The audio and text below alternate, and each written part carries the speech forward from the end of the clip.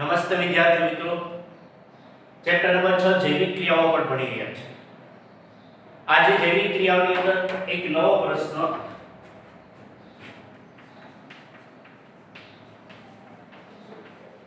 પ્રાણીઓમાં હૃદય અને તેમાં રુધિર પરિવહન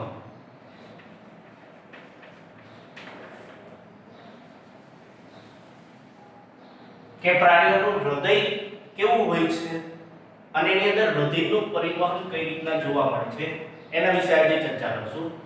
એમાં આપણે જુદા જુદા પ્રાણીઓ, સૌથી પહેલા માછલીઓની અંદર, પછી ઉભયજીવી અને સરીસૃપ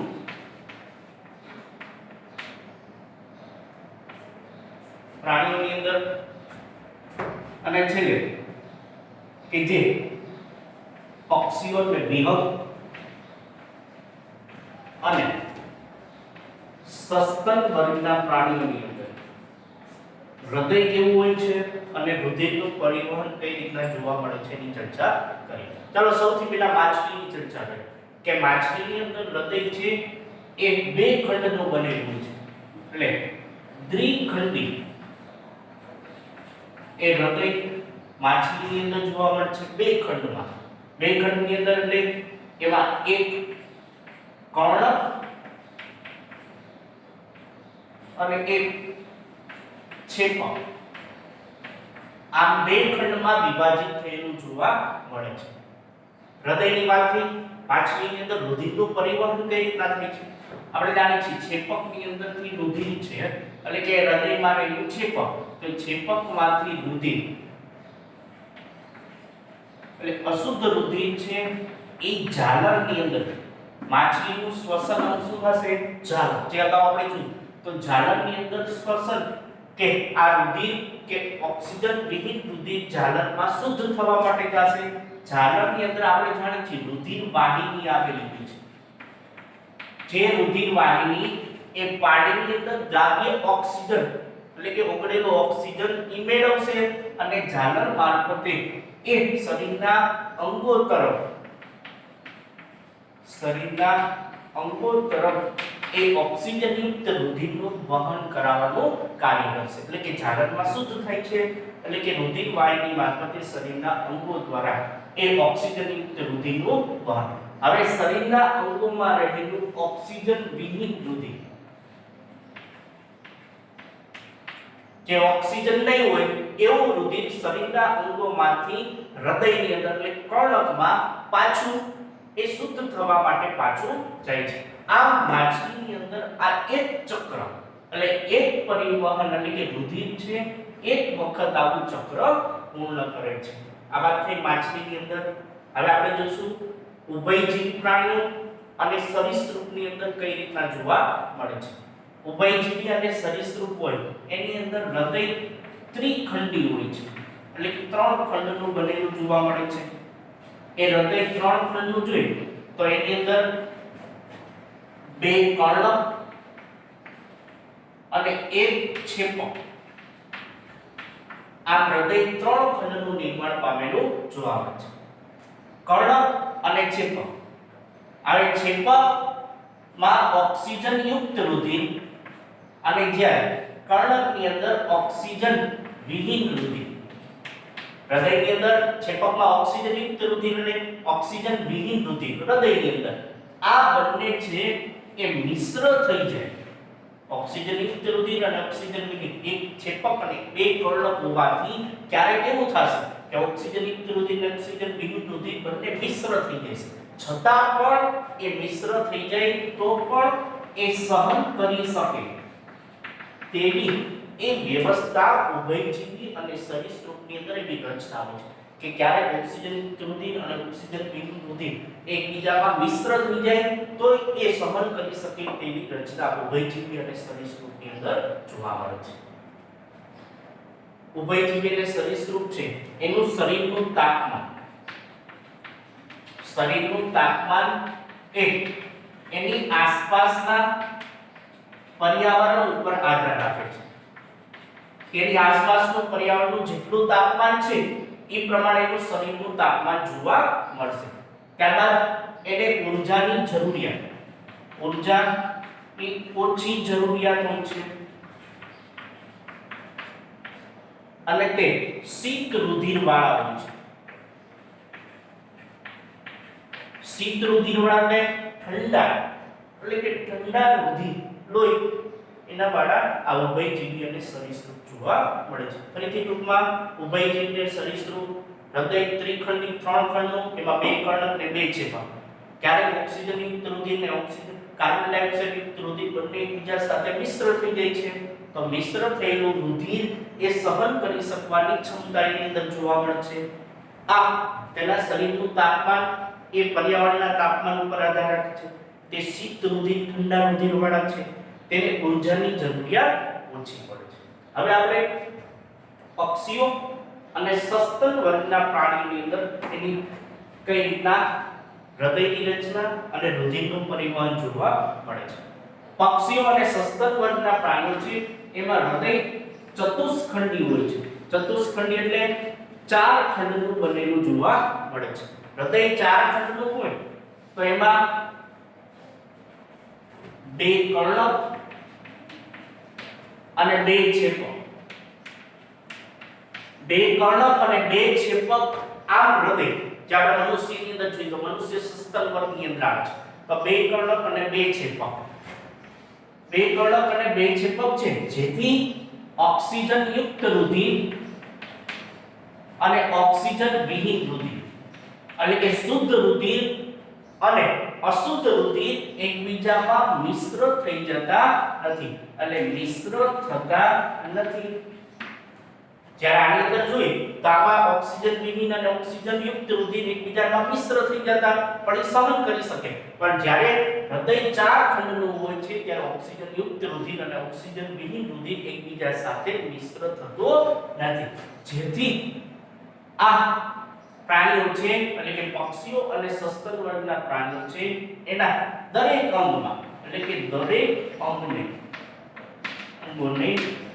ઓક્સિજન યુક્ત કાર્યદક્ષ પુરવઠો પૂરેપૂરો મળી રહે છે. એટલે ઓક્સિજન યુક્ત રુધિર શરીરના દરેક અંગની અંદર પૂરતો એ મળી રહે છે. કેમ? કેમ કે ઓક્સિજન યુક્ત રુધિર અને ઓક્સિજન વિહીન રુધિર એકબીજા સાથે મિશ્ર થતા નથી. એટલા માટે દરેક અંગોને, શરીરના દરેક અંગોને ઓક્સિજન એ ભરપૂર માત્રામાં મળી રહે છે. તેમજ આ સસ્તન વર્ગ અને પક્ષીઓ ઉડવા પાંખો વડે ઉડે છે. સસ્તન વર્ગના પ્રાણીઓ કાર્ય કરે છે જેથી એને વધુ ઊર્જાની જરૂરિયાત રહે છે. વધુ ઊર્જાની જરૂરિયાત રહે છે જે કાર્ય મિશ્ર થતું અટકાવે છે. ઓક્સિજન ઓક્સિજનની જેના લીધે સરળતાથી દરેક અંગોમાં ઓક્સિજનયુક્ત રુધિર એ સરળતાથી એ વહન પામે છે. જેના લીધે વધુ ઊર્જા જરૂર પડશે તો વધુ ઊર્જા મેળવી શકશે. હૃદય ચતુષ્ખંડી છે, 4 ખંડનું બનેલું જેના લીધે એક ચક્ર એટલે કે હૃદયમાં એક ચક્ર પૂર્ણ કરે. એક ચક્ર દરમિયાન રુધિર 2 વખત વહન પામે છે. હૃદયની અંદર 2 કર્ણક અને 2 ચેપક છે. રુધિર એક વખત આ રીતના આખું ચક્ર પૂર્ણ કરશે તો એક ચક્ર દરમિયાન રુધિર 2 વખત એ વહન પામે છે. જેથી રુધિર 2 વખત વહન પામતું હોવાથી એને રુધિરનું બેવડું પરિવહન કહે છે. રુધિરનું કેવું? બેવડું 2 વખત પરિવહન કહે છે. પક્ષીઓ અને સસ્તન વર્ગની અંદર જોવા મળે છે. ઉદાહરણ તરીકે આપણે વાત કરીએ કે ઉદાહરણ તરીકે મનુષ્યની અંદર કે મનુષ્યના હૃદયની અંદર આપણે જાણીએ છીએ હૃદય ચતુષ્ખંડી છે. 4 ખંડનું આપણું હૃદય તે હૃદયની અંદર બેવડું પરિવહન જોવા મળે છે. ચલો આ વાત થઈ પ્રાણીઓમાં હૃદય અને રુધિરનું પરિવહન.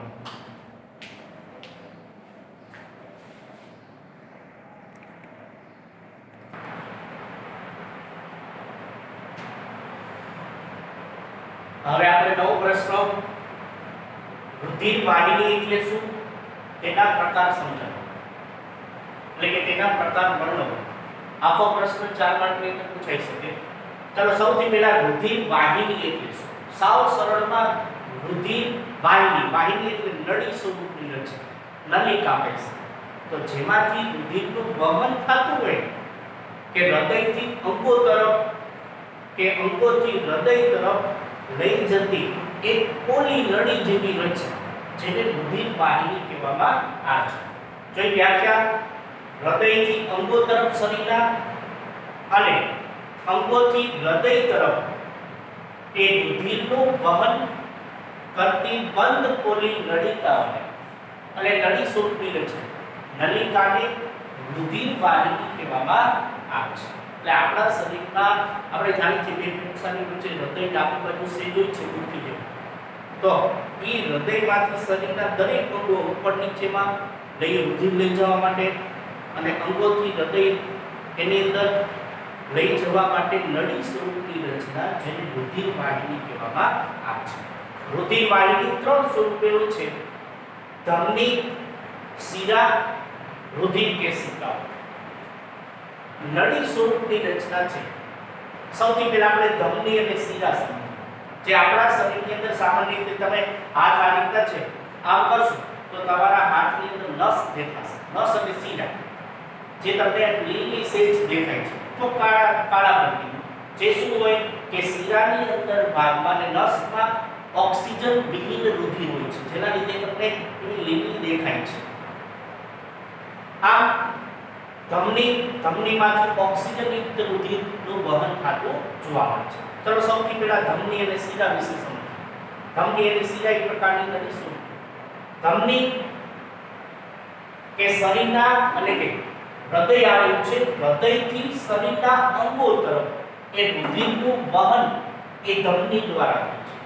જ્યારે શિરા દ્વારા શરીરના અંગોથી હૃદય તરફ રુધિરનું વહન કરવાનું કાર્ય કરે છે. બે ઉલટું ધમનીની દિવાલ જાડી હોય છે અને સ્થિતિસ્થાપક હોય છે. દાખલા તરીકે આ એક નળી સ્વરૂપની રચના જેમાંથી આ રીતના રુધિરનું વહન થતું છે. ધમનીની વાત કરીએ, આ શિરા એની અંદરથી રુધિરનું વહન થતું છે. આ ધમની છે તો ધમનીની દિવાલ છે ને આ દિવાલ એ જાડો છે, જ્યારે શિરા છે તો શિરા એની દિવાલ પાતળી હશે અને ઓછી સ્થિતિસ્થાપક જોવા મળશે. ધમનીની અંદર એ દબાણ વધુ દબાણ હશે એટલે કે રુધિર પ્રેશર દબાણ માટે કેમ કે એની દિવાલ જાડી છે જે સહન કરી શકે વધુ દબાણ જેના લીધે ઊંચા દબાણે રુધિરનું વહન એ ધમની દ્વારા થશે. જ્યારે શિરા છે તો શિરાની દિવાલ પાતળી હોવાથી એમાં દબાણ કેટલું છે? ઓછા દબાણે રુધિરનું વહન થશે.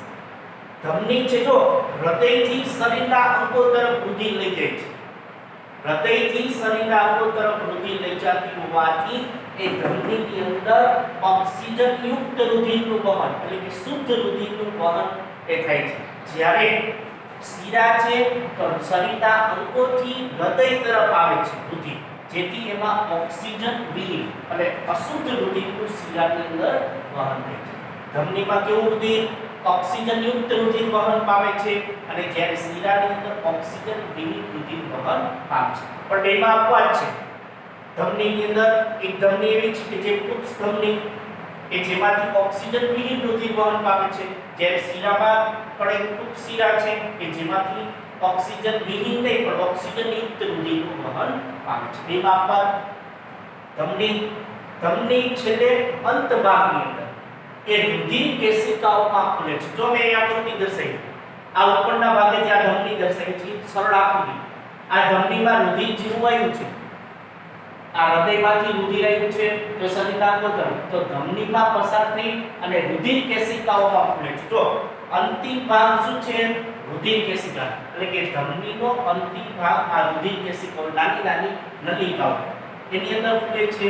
જ્યારે શિરા છે તો શિરા આ બધી રુધિર કેશિકાઓ ભેગી થઈને શિરા બને. આ રુધિર કેશિકાઓ જો ક્યાં ભેગી થઈ? શિરાની અંદર. શિરામાંથી રુધિર હૃદયમાં પાછું ઠલવાય છે. એટલે છેલ્લો પોઈન્ટ અંતિમ ભાગ એટલે કે રુધિર અંતિમ ભાગ ધમનીમાંથી રુધિર કેશિકામાં અને જ્યારે રુધિર કેશિકાઓ ભેગી મળીને છે ને શિરામાં એ નિર્માણ. આમાંથી ધમની અને શિરા બે માર્કની અંદર તફાવત સ્વરૂપે પૂછાય ધમની અને શિરા આખો પ્રશ્ન પણ પૂછાય. હવે આપણે જોઈએ રુધિર કેશિકાઓ. રુધિર કેશિકાઓ શું છે? અહીં દર્શાવી છે રુધિર કેશિકાઓની એક રચના દર્શાવી જે શરીરના દરેક અંગોની અંદર એટલે કે બધા અંગો સુધી એ નાની નાની નલિકાઓ સ્વરૂપેલી છે. જો કે શરીરના અંગ કે પેશીમાં નાની નાની શાખાઓ તે નાની નળી રચના વાહિકામાં વિભાજિત થાય છે. તો શરીરના દરેક અંગો સુધી આવી નળી હોય છે. અંતિમ છેલ્લે નાની વાહિકાઓ કે જે જાડાઈની એક કોષસ્તરીય સાવ પાતળી એક કોષસ્તરીય જાડાઈ હોય ધરાવે છે જેને રુધિર કેશિકાઓ કહેવામાં આવે છે. જો ધમની અને શિરા કરતાં પણ નાની નાની વાહિકાઓ જો અંતિમ ભાગ છેલ્લો ભાગ એ એક કોષસ્તરીય નાની નાની જાડાઈ એક કોષસ્તરીય જાડાઈ ધરાવે છે જેને રુધિર કેશિકાઓ કહેવામાં આવે છે. રુધિર દરેક કોષના સંપર્કમાં આવે છે. આ રુધિર કેશિકાઓ છે અહીં બાજુમાં બીજું અંગ હોય એના સંપર્કમાં હોય અને અંગની અંદર આવેલો કોષ છે જેના લીધે રુધિર કેશિકાઓ એના સંપર્કમાં હોય છે. જેના લીધે ખાસ શું રુધિર અને કોષના દ્રવ્યોનું પરિવહન થઈ શકે. એટલે કે આમાંથી એ દ્રવ્ય ઓક્સિજન કાર્બન ડાયોક્સાઇડ કે બીજા દ્રવ્યોનું વહન એ પરિવહન એની અંદર થઈ શકે છે. ચલો આ વાત થઈ રુધિર કેશિકાઓ. આ પ્રશ્ન રુધિર વાહિની એટલે શું તેના પ્રકાર ધમની શિરા અને રુધિર કેશિકાઓ એ રુધિર વાહિની છે જેના પ્રકાર જોવા મળે છે.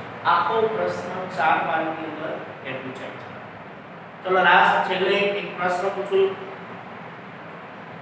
શરીરના અંગોથી હૃદય તરફ રુધિરનું પરિવહન કરવાનું કાર્ય કોણ કરે છે? ફરીથી એક વખત પ્રશ્ન. શરીરના અંગોથી હૃદય તરફ રુધિરનું પરિવહન કરવાનું કાર્ય કોણ કરે છે? તમારો જવાબ નીચે કમેન્ટ બોક્સની અંદર લખવાનો છે. આભાર.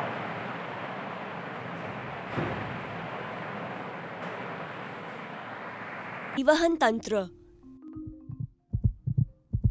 શું તમે ક્યારે તમારા હૃદયને ધબકતું અનુભવ્યું છે? ઝડપથી દોડ્યા બાદ અથવા તો જ્યારે તમે ખૂબ જ ડરી ગયા હોવ છો ત્યારે તમે ચોક્કસપણે તમારા હૃદયને ધબકતું અનુભવ્યું હશે. તમારી છાતી પર હાથ રાખો અને જાતે જ અનુભવ કરો. છાતીમાં કઈ બાજુએ ધબકારા સારી રીતે અનુભવાય છે? ડાબી બાજુએ. એવું થવાનું કારણ એ છે કે આપણું હૃદય પાંસળીઓના પિંજરામાં સહેજ ડાબી તરફ હોય છે. શું તમે જાણો છો કે આપણું હૃદય દિવસમાં લગભગ 1 લાખ વખત ધબકે છે? એટલે કે એક વર્ષમાં લગભગ 3.5 કરોડ વખત. તે ખૂબ જ મહેનત કરે છે. પરંતુ આ બધી ધકધક કોના માટે? ચાલો જોઈએ.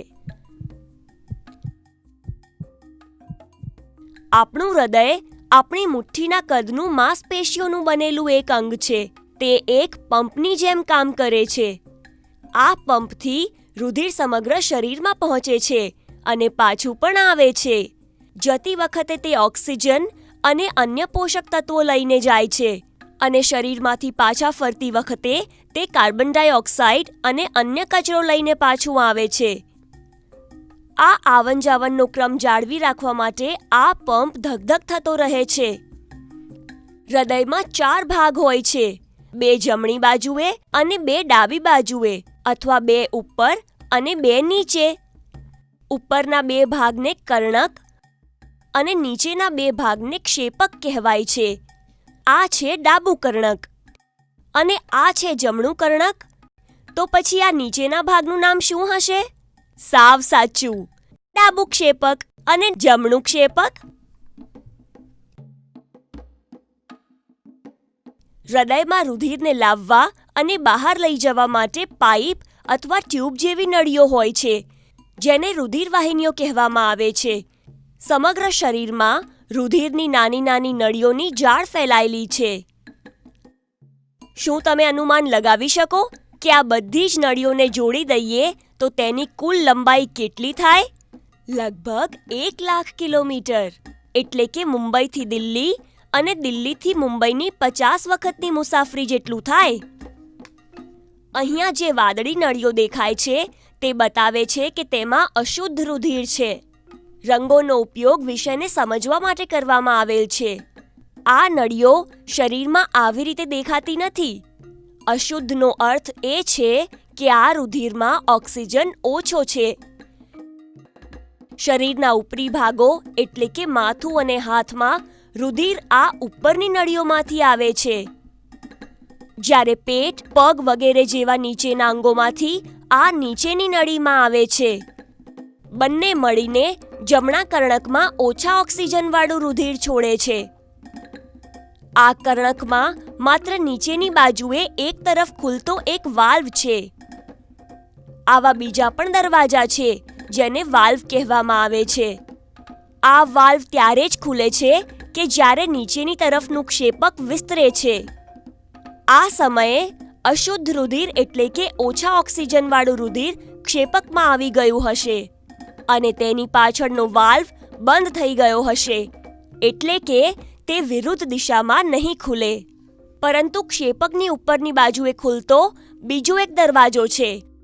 જ્યારે આ ક્ષેપક સંકોચાય છે ત્યારે જેવી રીતે એક પાઉચને દબાવવાથી અંદરનું દ્રવ્ય અથવા પેસ્ટ બહાર નીકળે છે, તેવી જ રીતે રુધિર જમણી અને ડાબી બાજુની વાદળી નળીઓમાંથી બહાર નીકળી જાય છે. પરંતુ તે રુધિર આખરે જાય છે ક્યાં? તે સમગ્ર શરીરમાં નહીં પરંતુ ફેફસામાં જાય છે. એક વાદળી નળી જમણા ફેફસામાં રુધિર લઈ જશે અને બીજી ડાબા ફેફસામાં. ફેફસામાં નાની નાની નળીઓ હોય છે જ્યાં આ અશુદ્ધ રુધિરની મુલાકાત ઓક્સિજનયુક્ત હવા સાથે થાય છે. આ એ હવા છે જેને આપણે શ્વાસ દ્વારા અંદર લઈએ છીએ. હવે આ રુધિર લાલ ચટક થઈ જશે કારણ કે તેમાં ઓક્સિજન ભળી ચૂક્યો છે. આ લાલ રુધિર ફરી એક વખત ફેફસામાંથી હૃદય તરફ જશે અને ડાબા કર્ણકમાં આવશે. અહીંયા પણ એક બાજુએ ખુલતો એક વાલ્વ છે. જ્યારે ક્ષેપક વિસ્તરે છે ત્યારે આ શુદ્ધ લાલ રુધિર ક્ષેપકમાં ખેંચાઈ જાય છે. જ્યારે ક્ષેપક સંકોચાય છે ત્યારે તે ઉપરની તરફ ખુલતા વાલ્વથી માથું, હાથ, પેટ અને પગ તરફ જાય છે.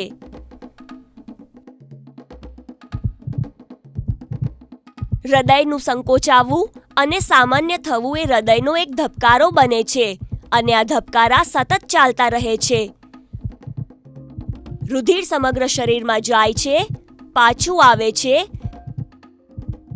ફેફસામાં જાય છે, શુદ્ધ થાય છે અને ફરી પાછું શરીરમાં ઓક્સિજન અને પોષક તત્વ પહોંચાડવા માટે નીકળી પડે છે.